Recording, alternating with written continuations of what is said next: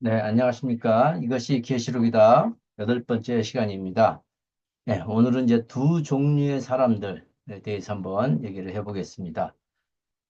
모든 인류는 크게 두 종류로 나눌 수 있습니다. 첫 번째는 이제 불신자, 비그리스도인, 예수님을 믿지 않는 사람들이 있다면 반대편에는 이제 신자, 우리 그리스도인이 있죠. 그리고 이제 그 비그리스도인 안에 마태복음 25장에 나오는 염소라고 불리우는 자들이 있고 양이라고 불리우는 자들이 있습니다. 우리 그리스도인들도 두 종류로 나눌 수 있는데 신자가 있고 성도가 있습니다. 자, 이것을 바울은 뭐라고 표현을 했냐면요. 고린도전서에 보면 비그리스도인은 믿지 않는 사람, 이제 불신자죠. 믿지 않는 사람이고 한자로 하면 신자는 육적인 사람, 이제 과거 우리 개혁개정에서는 육신에 속한 사람 이렇게 불렀고요. 성도는 영적인 사람, 신령한 자 이렇게 불렀습니다. 그러니까 그리스도 안에도 두 종류의 사람이 있고 불신자도 두 종류의 사람이 있다 는 것입니다. 자, 그래서 이제 우리가 이제 말씀을 통해서 신자와 불신자가 어떻게 나눠졌는지 이제 몇 가지 간단한 말씀만 먼저 살펴보겠습니다. 어, 예, 마태복음 13장에 보면 이제 그 가라지와 곡식 비유, 우리 개역개정에서 그렇게 불렀죠. 근데 지금은 이제 독볼이라고 되어 있고 밀이라고 되어 있는 두 종류의 그 사람들이 나옵니다. 예수님이 이렇게 말씀하셨죠. 하늘나라는 좋은 씨를 자기 밭에 뿌려놓은 사람의 경우와 같아요. 그런데 사람들이 자고 있을 때 그의 원수가 와서 독보리를 밀 가운데 뿌려놓고 가버렸습니다. 수확 때까지 둘 다 같이 자라게 내버려 둬라. 수확 때에 수확꾼에게 말해서 먼저 독보리를 뽑아 모으고 묶음으로 만들어 모조리 태워버리라고 할 것이다. 밀은 내 광에 모아둘 것이다 해서 이제 독보리하고 밀이 있습니다. 이것은 비슷하게 생겼지만 같은 종류가 아니죠. 전혀 다른 것입니다. 그래서 독보리는 이제 가라지라고 하고 밀은 과거에 이제 곡식이라고 했는데 이 독보리는 어떻게 하냐면 불에 태워버립니다. 불에 태워버리고요. 마지막에 밀은 곶감, 창고죠. 창고에 넣어 두신다. 이렇게 이제 얘기를 하고 있습니다. 이렇게 해서 신자, 와 불신자, 독보리와 밀이 있다. 그리고 그들을 심판한다. 결국 마지막에는 이렇게 돼 있습니다. 자, 이렇게 이제 우리가 이제 전도를 하면 믿지 않는 사람들이 이렇게 얘기합니다. 나는 예수님을 믿지 않고 다른 신을 믿는다. 다른 종교를 가지고 있다. 이렇게. 꼭 나는 나 자신을 믿는다. 이렇게 얘기하면서 내가 이제 예수님하고 상관없으니 기독교에서 말하는 지옥과 천국은 관계없다고 얘기를 합니다. 그러나 오늘 그 요한복음 8장에 의하면 적극적으로 주님을 믿지 않는 자는 모두 불신자입니다. 자, 이들은 모두 죄로 인해 영원한 형벌을 가는 것이죠. 왜냐하면 주님을 믿지 않으면 자신들의 죄가 그대로 있기 때문에 그렇습니다. 이 말씀을 보면 이렇습니다. 그래서 내가 당신들에게 말하기를 당신들은 당신들의 죄 가운데 죽을 거라고 했습니다. 바로 내가 나라는 것을 믿지 않으면 당신들은 당신들의 죄 가운데서 죽을 것입니다. 예. 그러니까 어떤 종교를 믿든 관계없이 자신들의 죄 가운데 죽는다는 거죠. 그래서 우리가 뭐 그 유명한 그 성철 스님 보면은 그 마지막에 이제 죽을 때 자기는 자기의 죄 가운데 죽는다라는 이 고백을 하고 죽었죠. 그래서 전체 한을 가지고 자신은 지옥에 간다. 이렇게 얘기를 하고 죽은 걸 우리가 신문 기사를 통해서 볼 수 있습니다. 그러니까 나는 예수님을 믿지 않는다. 나는 다른 신을 믿는다라는 것이 결국 하나의 핑계거리밖에 되지 않는다는 것을 볼 수 있습니다. 또 누가복음에 보면 이제 씨 뿌리는 비유에 이제 네 종류의 그 밭이 나오는데요. 여기 이제 한 말씀을 보겠습니다. 길가에 떨어진 씨들은 말씀을 들은 사람입니다. 그런데 그 뒤에 마귀가 와서 그들의 마음에서 그 말씀을 집어가 버렸습니다. 그래서 그들은 믿지 못하여 구원받지 못합니다 하고 되어 있습니다. 자, 그래서 이 씨 뿌리는 비유의 핵심은 씨가 뿌려졌느냐, 씨가 이제 말씀이라고 그러죠. 말씀이 뿌려졌느냐, 안 뿌려져 있는 것이 아니고 어느 밭에 뿌려져 있느냐. 좀 더 우리가 깊게 보면 열매를 맺느냐에 달려 있습니다. 열매를 맺지 못하는 것은 그 속에 말씀이 뿌리 내리지 못한 것이고 그러면 구원받지 못했다라고 예수님은 말씀하고 있습니다. 물론 이제 이것이 성경학자마다 이 비유 해석의 차이가 좀 있지만 분명한 것은 결실, 열매를 보지 못하면 구원을 얻지 못한 거라고 주님은 설명하고 있습니다. 다른 것도 마찬가지죠. 그래서 인류는 두 종류로 교회에 다니는 자와 다니지 않는 것으로 구분하지는 않는다. 신자와 불신자 이렇게 구분하는 거죠. 교회 다닌다고 무조건 다 구원을 받는다라고는 되어 있지 않다는 것이죠. 자, 신자와 이제 불신자는 이 정도 구분하고요. 이제 중요한 것은 우리 믿는 사람들 안에 이제 신자와 성도 두 부분으로 제가 나누었는데요. 오늘은 이제 그 부분들을 좀 더 집중적으로 보기를 하겠습니다. 자, 이렇게 이제 이제 그리스도인 안에 신자와 성도가 있는데 이들의 특징들을 한번 살펴보겠습니다. 자, 불신자는 이제 육에 속한 자들은 육체에 원하는 대로 육체의 지배를 받고 살고 영적인 것에 대해서는 무능하고 무지하죠. 이들에게 기다리고 있는 것은 영원한 지옥, 심판만 기다리고 있습니다. 자, 신자가 있습니다. 육적인 사람이라고 바울은 얘기한 신자가 있는데, 자, 이 사람들의 특징은요, 자아가 십자가에 이제 처리되지 않은 사람들이고, 영적 양식을 젖을 먹는 수준이라고 얘기를 했습니다. 그래서 삶이 여전히 예수님을 믿는다고 하면서 자기중심적이죠. 예수님이 중심이 아니고, 그러다 보니까 여전히 환경이나 세상의 지배를 받기 때문에 안식과 평안이 없는 삶을 삽니다. 또한 이들은 비록 영의 구원은 이루었지만 환란이나 이런 거에 대해서는 싫어합니다. 그래서 결국 이들은 환란을 통과하는 자들이고요. 나중에 이제 천년왕국의 백성이 되는 사람들, 이제 이런 사람들을 볼 수 있습니다. 자, 두 번째 이제 성도, 영적인 사람들의 특징은 이제 날마다 자기 십자가를 지고 주님을 쫓는 자들이고요. 이들의 영적 양식은 밥입니다. 그래서 환란과 고난은 이들에게는 양식이요 밥이라고 했습니다. 자신에게서 해방이 되어서 환경을 다스리고 어, 다스린 사람들로 이들에게는 이제 안식과 평안이 있죠. 그래서 이들은 혼의 구원을 이루는 사람들로 볼 수가 있습니다. 자, 이렇게 이제 크게 이제 두 가지의 특징을 가지고 누가 어떤 사람이 신자인지 성도인지를 오늘 말씀을 통해서 한번 분별해 보기로 하겠습니다.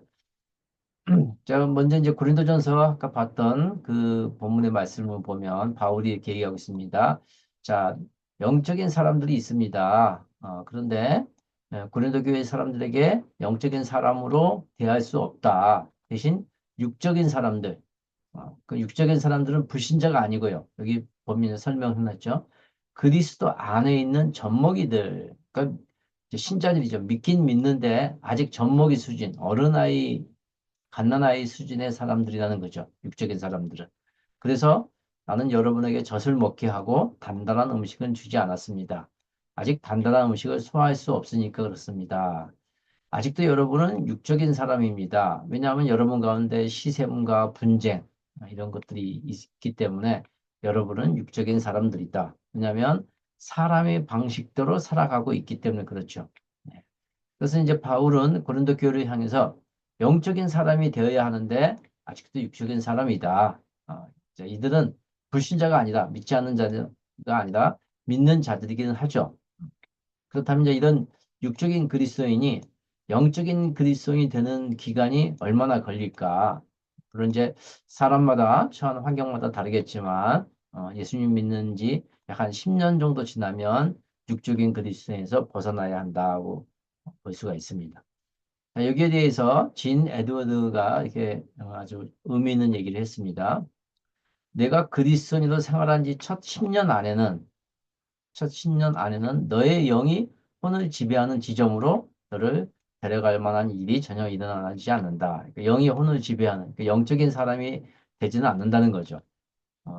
그래서 그렇게 되기 위해서는 뭐가 필요하냐면 시간, 저 10년이라는 시간과 더불어 십자가가 필요하다. 그리고 거기에 덧붙여서 교회의 생활이 더해져야 된다. 세 가지가 필요하다는 거죠. 시간, 십자가, 교회 생활.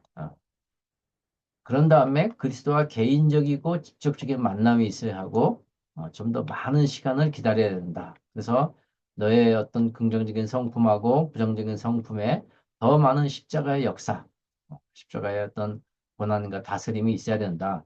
그래야지 결국 영이 승리한다. 그래서 이제 이 내면 깊은 곳으로의 여행이라는 책에서 최소한 10년 정도는 지나야지 된다. 그러면 영적인 사람이 될 수 있는 기간이 필요하다고 얘기를 하고 있습니다. 어느 정도 일리가 있다고 저는 이제 보고 있습니다. 자, 그렇다면 이제 우리가 그 계시록에 보면 이제 계시록 위주로 좀 말씀을 볼 텐데요. 일곱 교회가 나오고 거기 안에 이제 이기는 자들이 나오는데 이 관계가 어떤 게 형성이 되는지 한번 보겠습니다. 자, 일곱 교회 안에 이기는 자가 있는 이런 경우, 이제 이 이기는 자가 과거형으로 되어 있는 경우가 있을 거고요. 자, 두 번째는 이제 일곱 교회하고 이기는 자가 별도의 그룹으로, 아예 다른 자로 이렇게 이제 볼 수도 있고요. 세 번째는 일곱 교회 안에 이기는 자가 되는 이제 미래형이죠. 미래형이 되는 이기는 자가 있는 경우가 있고, 네 번째, 가장 좋은 모델은 일곱 교회가 있고 이기는 자가 되는 것이죠. 사실은 이제 4번이 가장 좋지만 우리 성경을 보면 일곱 교회는 곧 이기는 자가 그 안에 이기는 자가 따로 있다. 그리고 그 이기는 자가 되기 위해서는 주님의 말씀을 듣고 따라야 된다라는 것이 계시록에 나와 있는 일곱 교회와 이기는 자의 관계인데요. 자, 일곱 교회를 우리가 앞서 본 분류에 의해서 신자라고 한다면 이기는 자는 성도 이렇게 이제 구분할 수 있는 거죠. 그래서 우리 믿는 자들 안에 두 가지 두 종류의 사람이 있다는 것을 우리가 잘 알아야 됩니다. 자, 말씀을 한번 보겠습니다. 계시록 2장 1절을 보니까 에페소스에 있는 교회의 심부름들에게 이렇게 이제 얘기를 하고 있습니다. 쭉 얘기를 하면서 어, 7절에 보면 귀 있는 사람은 성령의 교회들에게 하시는 말씀을 들으라. 이기는 사람 그 사람에게는 생명나무에서 나는 것을 먹도록 하겠다. 그 나무는 하나님의 낙원에 있다고 얘기를 하면서 이제 일곱 교회 안에 일곱 교회 신자들이 있겠죠. 교회 신자들이 있고 이기는 사람이 따로 있다는 거죠. 이 사람은 이제 귀 있는 사람. 그래서 성령이 교회들에게 하시는 말씀, 교회들에게 하시는 말씀을 듣는 사람들 중에 이기는 사람이 있다는 거죠. 자, 새한글 성경에 보니까 이기는 사람의 줄을 달아놨는데요. 이 줄을 보니까 어떻게 되어 있냐면 어떠한 방해와 위험 가운데서도 자신의 믿음을 저버리지 않는 사람을 뜻한다. 그러니까 반대로 이기는 사람이 아닌 사람들은 어떤 고난과 환란이 오면 자신의 믿음을 저버리는 사람이라는 거죠. 그래서 계시록 자체가 바로 그러한 사람들을 위해서 어, 계시록이 쓰여진 거죠. 그래서 계시록의 그 일곱 교회의 신자들이 모두 이기는 자, 성도가 되기 위해서 쓰여진 것이 계시록이기 때문에 일곱 교회 신자들이 모두 이기는 사람이다. 이렇게 볼 수는 없는 거죠. 이 일곱 교회 신자들이 결국은 이기는 사람이 되도록 해야 된다는 것이죠. 그래서 두 종류의 사람들이 구분되어 있다는 것을 알 수 있습니다. 자, 유엘서에 보면 이렇게 말씀이 있습니다. 유엘서 2장에 보니까 해가 변하고 어둠이 되고 다른 피가 될 것이다. 여호와의 날 곧 크고 두려운 날이 오기 전에 말이다. 자, 이것은 우리 계시록에 보면 여섯째인 때의 내용이 나오죠. 네, 여섯째인 때 후 3년 반 그 어린 양의 진노기인데요. 이제 이때를 얘기하고 있습니다. 이제 그때 일어날 일이다. 자, 여호와의 이름을 부르는 사람이 있습니다. 여호와의 이름을 부르면 누구나 목숨을 건질 것인데, 자, 시온산과 예루살렘에서는 목숨을 건질 것이기 때문이다. 또 여호와가 불러내어 살아남은 사람들도 그럴 것이다. 해서 여호와의 이름을 부르는 사람들이 있습니다. 그런데 이 사람들의 크게 두 종류로 또 나눠줄 수 있죠. 첫 번째는 불러내어 살아남은 사람들이 있고요. 그리고 시온산과 예루살렘에서 목숨을 건진 자가 있습니다. 자, 이 두 사람이 같다고 볼 수 있지만, 내가 이제 계시록 관점에서 보면 이 두 사람들은 결코 같지 않은 사람들이라는 것을 알 수 있습니다. 뒤에서 이제 말씀을 통해서 계속 보겠습니다. 자, 마태복음에도 보면 이제 25장에 감난산 강화에 이제 새 비유가 25장에 나오는데요. 첫 번째 그 비유에 열 처녀 비유가 나옵니다. 네, 거기에 다섯 명은 생각이 짧고 이제 미련한 사람이죠. 다섯 명은 생각이 깊다. 이제 지혜로운 자, 슬기로운 처녀 이렇게 얘기를 하고 있습니다. 그래서 이 열 처녀가 신랑을 맞이하러 나간 그 신랑을 이제 예수님이라고 본다면 예수님을 맞이하러 나간 열 처녀죠. 그 모든 이제 믿는 자들로 볼 수 있는데 그 중에서 신자들은 생각이 짧은 자, 과거에 우리 개혁개정에서는 미련한 처녀고요. 생각이 깊은 자는 준비하고 있던 처녀들입니다. 기름을 준비하고 있었죠. 신랑이 올 것을 준비한 사람들. 입니다. 그래서 이 생각이 깊은 사람이 프로니모스인데요, 헬라어로. 마태복음 7장에 보면은 이 반석 위에 바위 위에 집을 지은 사람이 바로 생각이 깊은 사람이다. 우리 과거 이제 개혁개정에서는 지혜로운 자, 슬기로운 자 이렇게 얘기를 했습니다. 그래서 이 두 사람이 분명히 다른 사람들이 존재한다는 거죠. 자, 또 누가복음에 보면 심한 피부병 앓는 사람 10명. 그래서 과거에는 그 문둥병, 10명의 문둥병에 대한 얘기가 나오는데요. 여기서 보니까 이제 예수님이 그들을 모두 치유를 했습니다. 그런데 그 가운데 한 사람이 자기가 나은 것을 보고 돌아왔습니다.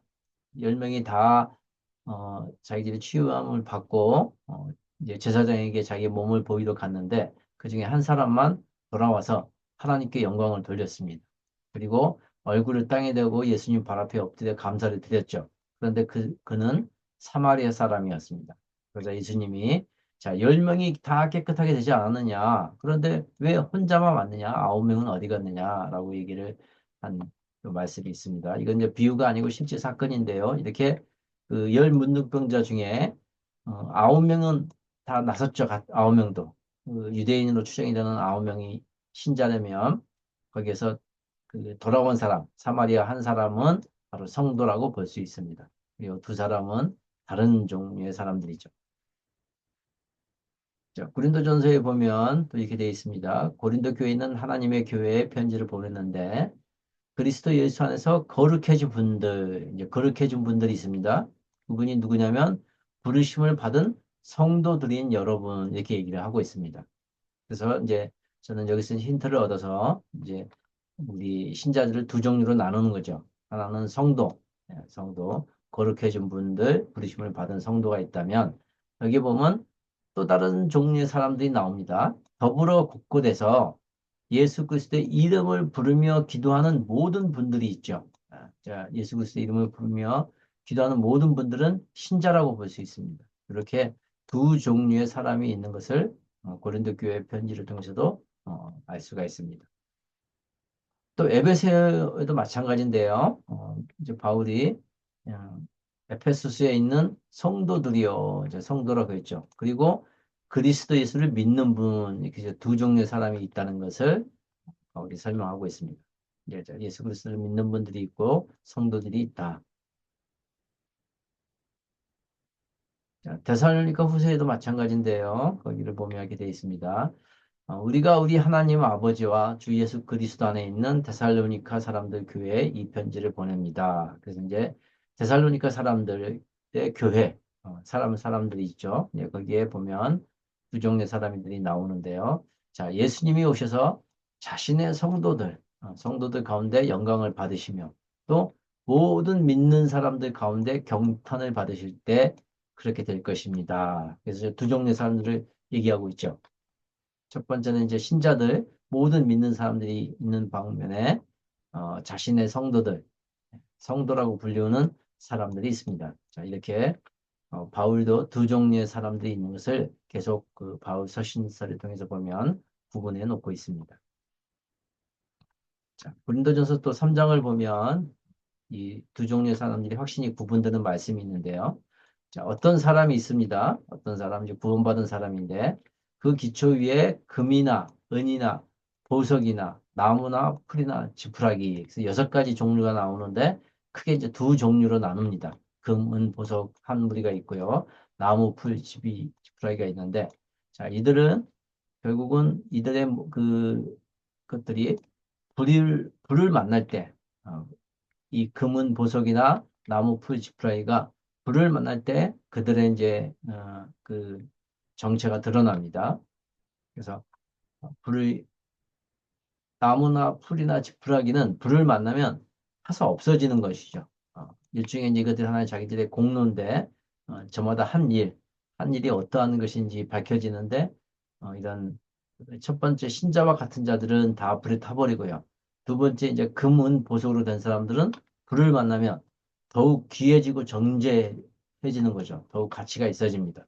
그래서 이 나무나 풀이나 지푸라기 이런 사람들은 구원을 받을 테지만 불 속을 거쳐 나온 것과 같은 그것은 이제 보통 우리가 불 가운데 얻은 구원 이렇게 얘기를 하는 바로 그런 사람들이 신자라면 금은 보석은 불을 만나면 더욱 귀해지는 사람들은 성도라고 볼 수 있습니다.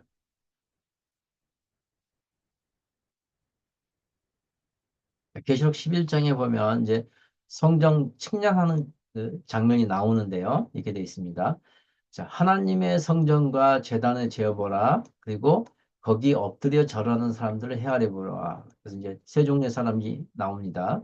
그러나 성전의 바깥마당은 내버려 두고 재지 마라 해서, 자, 성전 바깥마당에 속한 사람들이 있고요. 자, 이 사람들은 이제 42달 동안 짓밟히는 사람들이고요.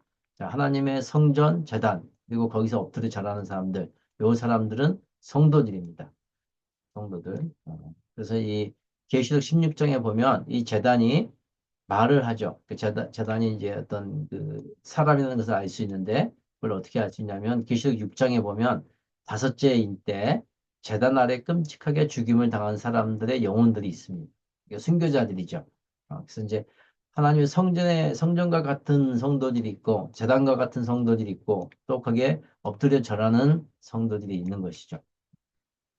이렇게 이제 구분할 수 있습니다. 그래서 성전 바깥마당에 속한 사람들은 신자들이고, 요 성전 재단 절하는 사람들은 경배하는 사람들은 성도 이렇게 이제 구분할 수 있죠. 자, 또 계속 11장에 보면 이제 두 증인, 두 예언자에 대한 얘기들이 나오는데요. 이제 이들이 하늘에서 나는 큰 소리를 듣고 자기들 이제 사명을 다 하고 이제 시체처럼 3일 반을 지내고 나니까 이제 하늘로부터 소리가 납니다. 이리도 올라와라. 그래서 그들이 구름을 타고 하늘로 올라가죠. 그때 이제 원수들이 이 장면을 지켜봅니다. 그런데 이제 그 시각에 올라가고 나자 큰 지진이 생겨서 도시 10분의 1이 무너집니다. 도시의 10분의 1이 무너지고 이때 죽은 사람이 7천 명인데 이때 죽지 않고 살아남은 사람들이 있습니다. 살아남은 사람. 예. 그러니까 우리가 요엘서에도 보면 여호와가 불러내어 살아남은 사람들이 있다는 거죠. 요 같은 표현인데 이렇게 살아남은 사람들은 신자들입니다. 왜냐하면 이 사람들은 두려움에 빠져서 영광을 하늘의 하나님께 돌렸습니다. 자, 신자들은 그래도 하나님께 영광을 돌리고요. 불신자들은 이런 것을 경험하면 전혀 회개하지도 않고 하나님께 영광을 돌리지도 않는다라고 이제 계시록에 되어 있습니다. 그래서 이렇게 하나님께 영광을 돌리는 사람들, 이 살아남은 사람들은 불신자가 아니고 신자라는 것을 알 수 있죠. 자, 예언자들은 이제 성도들인데요. 이 계시록에 보면 두 증인. 그래서 결국 구름 타고 하늘에 올라간 자. 그래서 이 장면을 목격하는 살아남은 사람들은 신자고, 이에 해당하는 사람들은 성도, 이렇게 이제 구분할 수 있습니다. 자, 12장을 보면 용과 이제 여자가 전쟁하는 모습이 나오는데요.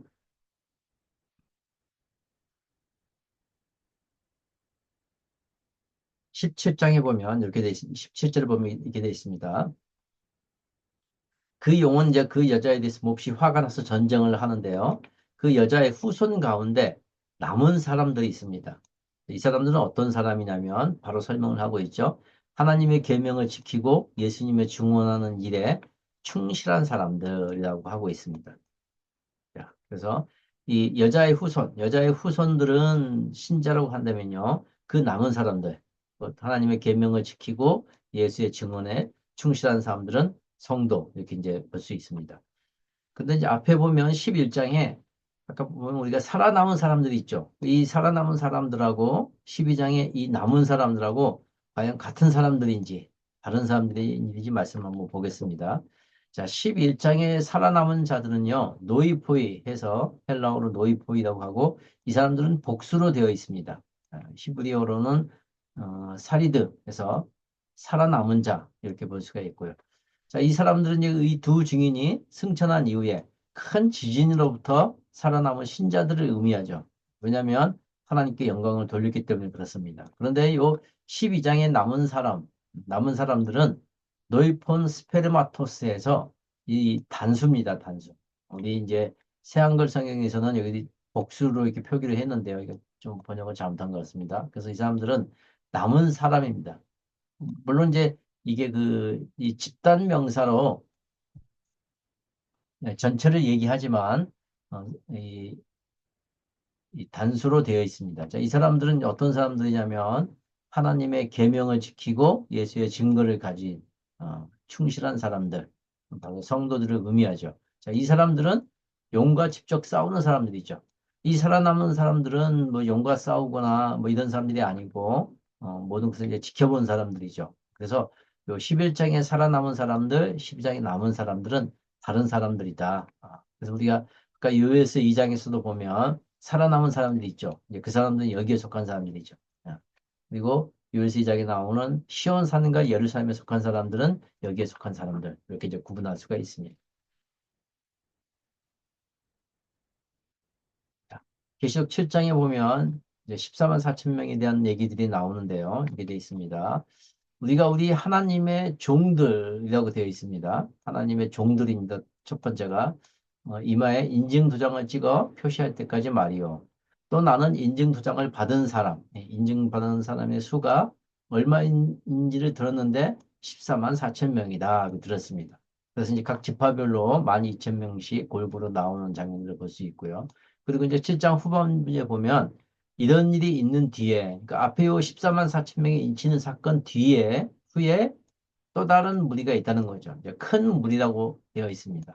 자, 이 무리들은 그 수를 셀 수 있는 사람은 아무도 없다. 자, 14만 4천 명은 그 사람을 정확하게 카운트를 했죠. 근데 여기는 이 큰 무리들은 셀 수 없는 사람들입니다. 이 사람들은 누구냐면 대단히 큰 어려움, 큰 환란에서 빠져나온 사람들이다. 이렇게 볼 수 있습니다. 그래서 7장에 보면 이제 큰 무리가 있고요. 이들은 이제 신자들이죠. 그리고 인증 도장 받은 사람들, 14만 4천 명, 하나님의 종들은 성도, 이렇게 이제 볼 수가 있습니다. 자, 19장에도 보면 이제 두 종류의 사람들이 나오는데요. 네, 말씀을 보겠습니다. 우리 기뻐하고 크고 즐거워하세 하나님께 영광을 돌리세. 이게 믿는 사람들 특징이죠. 하나님께 영광을 돌리는데 자, 어린 양의 결혼식이 다가왔기 때문일세. 그의 신부가 스스로를 준비시켰다네. 이렇게 얘기하고 있습니다. 이제 새한글 성경에서 이제 결혼 잔치라고 표현을 했는데요. 이 부분은 이제 명확하게 좀 이해를 못해서 아마 번역을 이렇게 한 것 같아요. 8절에 보면 이렇게 되어 있습니다. 신부에게 주어졌다네 둘러입은 옷이 빛나고 깨끗한 아마포옷이. 이 신부에게는 빛나고 깨끗한 아마포옷이 입혀져 있습니다. 앞서 이 7장에 나오는 이 큰 무리들은 흰 예복을 입고 있죠. 단순히 하얀 예복인데 여기 이제 이 신부들은 빛나고 깨끗한 아마포. 우리 개역개정에서 이제 세마포라고 되어 있습니다. 이 옷을 입고 있습니다. 이거 두 옷이 다른 거죠. 자, 그리고 또 천사가 얘기를 했습니다. 이 앞에서 지금 8절까지 한 얘기가 끝이 났고요. 이어서 또 다른, 또라고 표시되어 있죠. 또 다른 얘기를 하고 있는데, 이렇게 얘기하고 있습니다. 받아 적으세요. 복이 있습니다. 어린 양의 결혼잔치에 초대받은 사람은, 네, 이렇게 얘기를 하고 있습니다. 자, 이거 자세히 보시면, 자, 이 결혼식에 신부가 있고요. 결혼잔치에는 초대받은 사람들이 있습니다.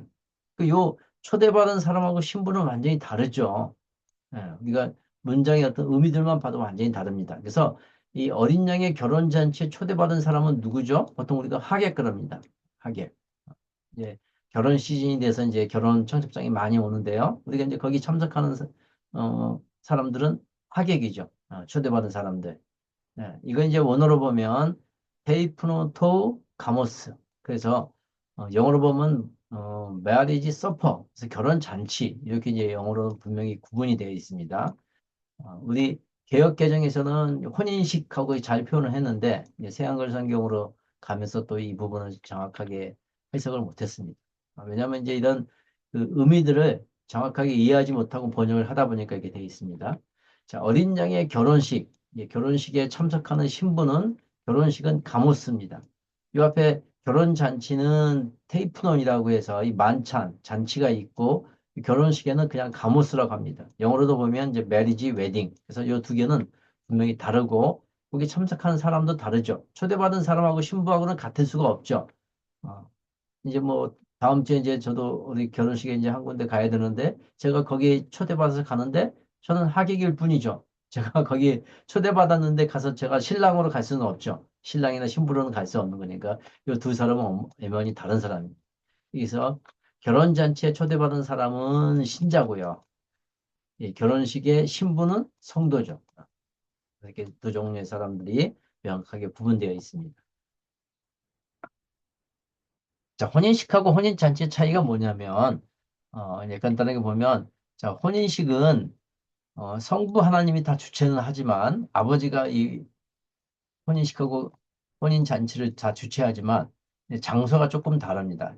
어린 양의 혼인식은 셋째 하늘, 성부 하나님이 계시는 셋째 하늘에서 벌어지고요. 혼인잔치는 땅에 내려와서 공중에서 이 잔치를 벌입니다. 그리고 이 혼인식에는 주인공이 아내죠. 자, 혼인식을 다 끝내고 이 아내들이 예수님과 함께 이 땅에 내려올 때는 이제 하늘 군대로 내려오거든요. 자, 이 혼인잔치에 참석하는 사람들은 앞서 본 것처럼 초대받은 사람들이죠. 어, 그 계시록 19장에 보면 공중의 모든 새들 이렇게 되어 있습니다. 그래서 그 하나님의 큰 잔치에 초대받아서 가는 사람하고 주인공으로 가는 사람들은 엄연히 다르다. 근데 이 혼인식하고 혼인잔치는 명확하게 다릅니다. 이게 이제 유대인들의 결혼 풍습을 보면 이것이 명확하게 구분이 되어 있고요. 우리 이제 이방인들이나 현대 결혼식에는 사실 뭐 혼인식이나 혼인잔치는 큰 뭐 저희가 없죠. 혼인식은 이제 당일날 치러진다면 혼인잔치는 유대인들은 7일간 잔치를 계속 이어서 합니다. 그래서 이 혼인식하고 혼인잔치에 참석하는 사람도 다르고 기간도 다르다는 것을 알 수 있습니다.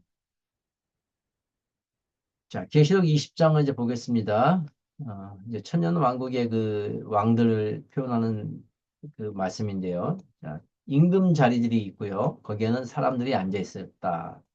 그래서 이제 그 과거 개혁 개정에서는 이제 보좌 심판 성동 이렇게 제가 이제 불렀습니다. 이제 거기에 있는 사람들 심판 권한을 갖고 있는 사람들이고요. 자, 또 그 사람들하고 또 다른 사람들이 있는데 도끼로 목베인 사람들의 영혼이 있습니다. 그들이 목베인 것은 예수님의 증언과 하나님의 말씀, 계시록의 핵심 주제라고 그랬죠. 예수님의 말씀과 예수님의 증언과 하나님의 말씀 때문에 목베임을 당한 사람들이 있습니다. 자, 그리고 그 뒤에 그 짐승에게도 또 그 형상에도 엎드려 절하지 않고 이마와 손에 그 표를 새겨넣지 않은 사람들이 있습니다. 그래서 이제 요 앞에 목배인 사람들하고 절하지 않는 사람을 같은 사람으로 보기도 하고요. 또 다른 사람으로 보긴 하는데 이렇게 세 종류의 사람들이 있다. 것을 알 수 있습니다. 자, 그리고 그들이 살아나서 그리스도와 함께 천년 동안 임금으로, 천년 동안 왕으로 다스렸는데요. 자, 이 사람들 말고, 이 세 종류의 사람들 말고 죽은 사람들 가운데 나머지 사람들은 천년이 다 끝날 때까지 살아나지 못한다. 자, 그래서 이 앞에 이 세 종류의 사람들이 첫째 부활한 사람들이다. 그렇다면 이 죽은 사람들 가운데 나머지 사람들은 두 번째 부활자로 볼 수가 있죠. 뭐 둘째 부활자라고는 명확하게 되지 않았는데 이 첫 번째 부활자가 있으면 두 번째 부활자가 있죠. 그래서 첫 번째 부활자는 이제 임금 자리에 앉아 있어 심판한 사람들, 목배임을 받은 사람들, 자, 짐승하고 우상에게 경배하지 않은 사람들은 성도라고 한다면 천년 후에 부활하는 사람들, 이 사람들은 신자 이렇게 이제 볼 수가 있는 것이죠. 자, 계시록 21장을 보겠습니다. 이제 새하늘과 새 땅이 나오는데요. 이제 거기에 거룩한 도시 새 예루살렘이 보입니다. 하늘로부터 이제 내려오는데 마치 자기 남편을 위하여 꾸민 신부같이 준비가 되어 있다고 되어 있습니다. 자, 요거는 지금 보았어요. 요한이 지금 보고 있는 장면이고 또 앞에하고 다르죠. 또 들었어요. 이제 들은 모습입니다. 뭘 들었냐면 하나님의 거처가 사람들 가운데 있습니다. 하나님이 그들 가운데 거처를 두실 것입니다. 그들이야말로 하나님의 백성이 될 것이고 하나님이 친히 그들과 함께 계실 것입니다. 그들의 하나님이 되실 것입니다. 해서 자, 거룩한 도시 새 예루살렘이 있는가 하면 하나님의 거처가 있습니다. 이 두 종류가 다르죠. 새하늘과 새 땅 안에 하나님의 거처. 근데 과거 이제 개혁개정에서는 하나님의 장막 이렇게 불렀는데요. 어, 이 있고 거룩한 도시 새 예루살렘 신부라고 했죠. 그래서 요 신부는 성도고요. 이 거처는 신자 이렇게 이제 구분할 수가 있습니다. 네. 그 말씀을 계속 이어서 이제 뒤편까지 보면 자, 이 사도 요한이 들었는데 하나님의 거처에 있는 사람들을 뭐라고 했냐면 그들이야말로 하나님의 백성이 될 것입니다.